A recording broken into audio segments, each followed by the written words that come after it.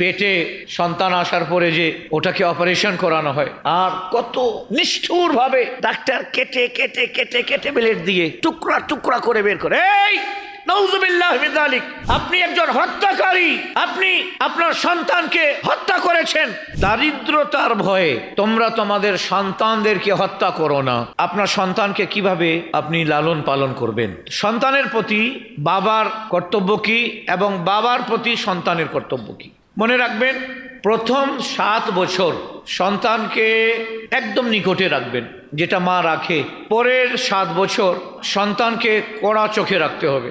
এটা ডেঞ্জার বয়স, কোন দিকে যাচ্ছে, কোথায় যাচ্ছে, কার সাথে উঠা বসা করতেছে। এবং পরের যে আরো 7 বছর, এটা একদম আপনাকে ওর প্রত্যেকটা অ্যাক্টিভিটিস এর প্রতি নজর রাখতে হবে এবং তার সাথে বন্ধুর আচরণ করতে হবে।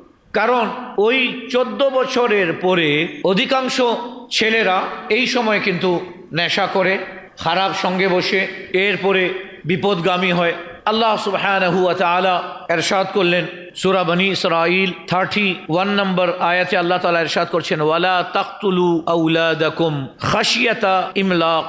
আর দারিদ্রতার ভয়ে তোমরা তোমাদের সন্তানদেরকে হত্যা করো না। কোথায় থেকে খাওয়াবো, কিভাবে খাওয়াবো, লেখাপড়া কিভাবে করাবো, কিভাবে তার ট্রিটমেন্ট হবে, কোথায় থেকে কাপড় দিব?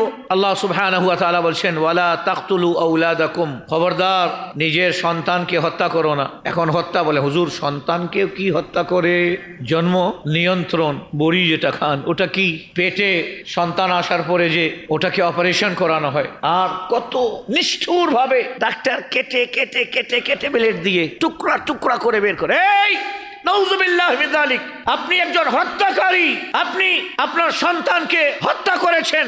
সেই বাচ্চাটা এখন পৃথিবী দেখে নাই, সেই বাচ্চাটা আল্লাহ তাআলার কোরআন দেখে নাই, একটা শব্দ পড়ে নাই, কোরআনের একটি আয়াত পড়ে নাই, একবার আল্লাহ বলে নাই, একবার রাসূলুল্লাহ বলে নাই, তার আগে আপনি তাকে হত্যা করে দিচ্ছেন। আর কত ফখর করে বউয়ের হাত ধরে চলে যান ডাক্তারের কাছে, অ্যাবর্শন করেন। ওটা যদি আপনি ক্যামেরাতে দেখেন, আপনি নিজে পাগল হয়ে যাবেন। ছোট বাচ্চা, ওর কান কাটতেছে, চোখ কাটতেছে, শরীরের অঙ্গ পতঙ্গ ছোট ছোট ছোট ছোট ছোট ছোট করে কেটে ফেলতেছে। নাহনু নারযুকুহুম ওয়া ইয়্যাকুম, আল্লাহ তাআলা ইরশাদ করছেন, তুমি কেন চিন্তা করতেছো? আমি আল্লাহ নাহনু নারযুকুহুম, তোমার আওলাদকে আমি রিজিক দেই, ওয়া ইয়্যাকুম, এবং তোমরা বাপ যে আছো, দাদা আছো, তোমাদেরকেও আমি রিজিক দেই।